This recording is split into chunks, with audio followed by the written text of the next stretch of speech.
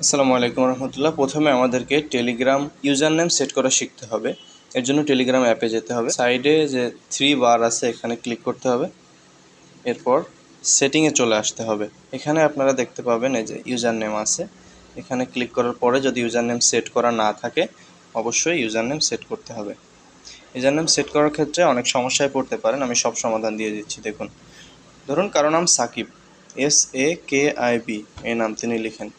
নিচে একটা লাল রঙের লেখা আসতেছে this user name is already taken, অর্থাৎ এই ইউজার নেমটা কেউ নিয়ে নিয়েছে। ইউজার নেম এমন হতে হবে যে এটা ইউনিক হবে, অর্থাৎ এই নামটা শুধু আপনারই থাকবে, অন্য কেউ এই নাম ব্যবহার করেনি। তাহলে আপনার নামের আগে পরে কোনো একটা কিছু দিতে হবে, সংখ্যা দিতে পারেন। সংখ্যা দিলে অ্যাভেলেবেল দেখাবে, অথবা যদি সংখ্যা না দিতে চান আপনার জেলার নাম দিতে পারেন, আপনার গ্রামের নাম দিতে পারেন। যে কোনো কিছু দিলে আপনার নামের পরে তখন কিন্তু এটা নিবে, গ্রহণ করবে।